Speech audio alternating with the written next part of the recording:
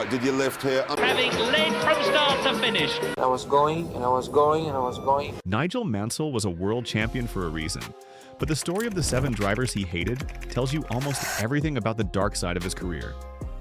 He was brave, he was fast, he was emotional in a way that made millions of fans love him. The Ferrari faithful called him Il Leone, the Lion, because he drove like he had nothing to lose. He won the 1992 Formula One world title. He won the 1993 CART IndyCar title in his rookie year. By every measure, he was a giant. But behind that greatness sits a pattern that is hard to ignore. Mansell did not just race his rivals. He fought them, distrusted them, and often turned his own garage into a battlefield. Today, we count down 7 drivers who paid the price for sharing a team with him. Mansell later admitted something very telling. He said most of his teammates disliked him because he was supposed to be the number 2 driver, but he kept beating the number 1 driver. That single idea sits behind almost every conflict on this list. When you are signed as a support act and you start outscoring the star, the team breaks. Mansell saw normal team politics as proof that everyone was against him. He used that feeling as fuel. It made him faster, but it also burned every bridge around him. Number 7 is Elio De Angelis. They were Lotus teammates from 1981 to 1984. De Angelis was smooth, polished, and aristocratic. Mansell was raw and rough around the edges. At first, team boss Colin Chapman protected Mansell like a father figure. Then Chapman died in 1982, and the protection was gone. The new team principal, Peter Warr, openly disliked Mansell. Warr wrote that Mansell would never win a Grand Prix as long as he had a hole in his arse. Warr clearly preferred De Angelis.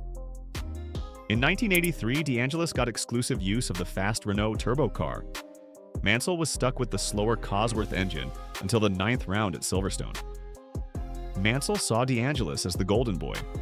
De Angelis saw Mansell as a constant complainer. The seeds of paranoia were planted here, and they grew for the rest of his career. Number 6 is Keke Rosberg. They were Williams teammates in 1985.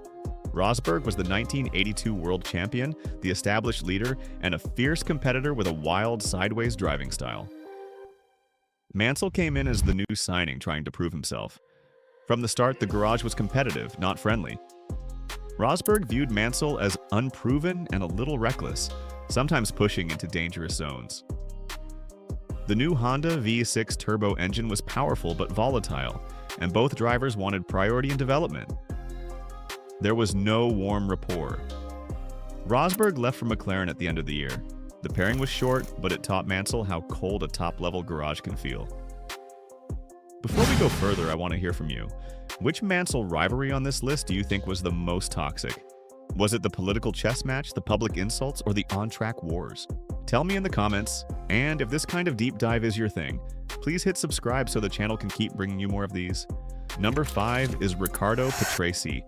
They were Williams teammates in 1991 and 1992, during the team's biggest era of dominance. The Williams Renault FW14B was the most advanced car on the grid.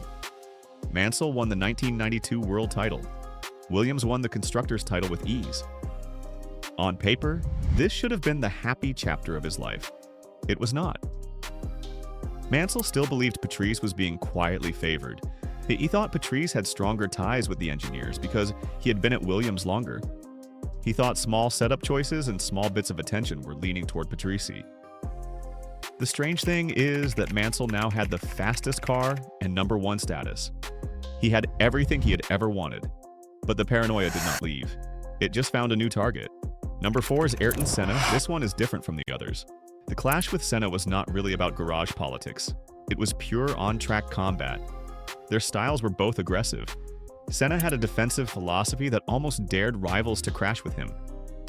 Mansell flatly refused to back down. They had legendary wheel-to-wheel battles. At Jerez in 1986, Senna beat Mansell by just 0.014 seconds in a slipstream drag race.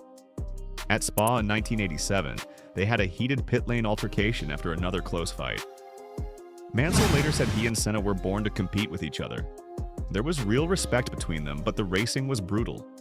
With Senna, Mansell did not need a political enemy. The asphalt itself was the war zone. Number 3 is Mario Andretti. and this is the rivalry that spans 2 decades and 2 continents. It started in 1980 at Lotus, when Andretti was the reigning superstar and saw young Mansell as an inexperienced test driver who was being pushed by Colin Chapman. That early dismissal stuck. The real explosion came in 1993 and 1994, when Mansell crossed over to Newman Haas in IndyCar. Mansell arrived as the reigning Formula One champion. He was the marketing prize and the team bent around him. Andretti was 53 and felt betrayed. He called Mansell a manipulative charmer who demanded total priority. According to Andretti, Mansell and his race engineer Peter Gibbons refused to share telemetry, setup sheets, or mechanical notes with the other side of the garage, leaving Andretti totally isolated. Team manager Jim McGee admitted that co-owner Carl Haas told him to focus almost entirely on keeping Mansell happy. Mansell also handed out large cash bonuses directly to mechanics, buying their loyalty and angering Andretti, who saw it as crude manipulation. In 1994 at Phoenix, the two collided on track. Andretti retired at the end of the season and called the partnership miserable and bittersweet. The man who had once fought against the number 1 system was now using it as a weapon. Number 2 is Alain Prost. They were Ferrari teammates in 1990, and the clash here was a clash of opposites. Prost was called the Professor for a reason. He was calm, analytical, political, and patient. Mansell was emotional, physical, and ran on raw speed. The pairing started with mutual respect, then unraveled fast. A Ferrari engineer named Steve Nichols said Prost was excellent at development and quickly built strong ties with the Italian team. Mansell did not speak Italian. He felt cut off from the engineers and read Prost's good relationships as a political plot. His paranoia was not entirely wrong.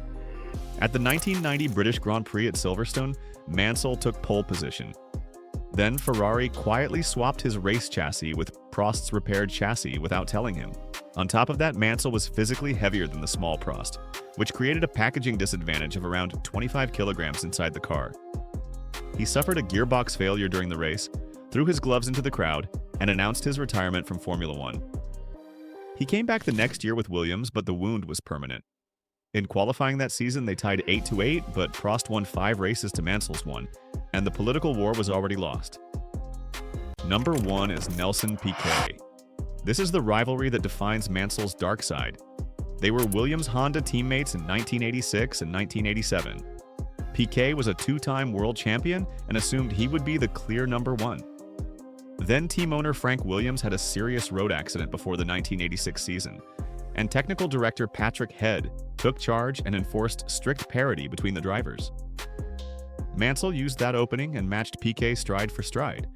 In 1986 qualifying, they tied 8-8. Mansell won 5 races, Piquet won 4. Mansell scored 70 points, Piquet scored 69. When Piquet realized he could not beat Mansell on speed alone, he switched to psychological warfare. He insulted Mansell's intelligence in public and even made cruel personal remarks about Mansell's wife, Rosemary. Mansell became deeply suspicious of Piquet and Honda, sure that they were secretly working together. At the 1986 Hungarian Grand Prix, he believed Piquet had used an advanced active differential without sharing the data. The civil war inside Williams split focus, and at the season finale in Adelaide, Mansell suffered a high-speed tire blowout that ended his title hopes. Alain Prost, in a slower McLaren tag, stole the title. Even after Piquet won the 1987 championship and left, he still publicly called Mansell stupid before the 1988 season. It was personal until the very end. So, what does this list really tell us? Mansell was brave enough to scare champions and good enough to beat them in the same car. That is the positive truth. But the deeper pattern is harder to defend. He needed enemies. He needed to feel persecuted. And when he finally got the number 1 status he had fought for, he used the same exclusionary tactics he had once condemned. If you enjoyed this breakdown of a champion's darker side, subscribe to the channel and drop a comment telling me which rivalry surprised you the most. Mansell will always be a legend. The real question is whether his greatness was powered by his fire or scarred by it. Either way, his rivalries were never just about 7 drivers he hated. They were about a champion who needed enemies to feel alive.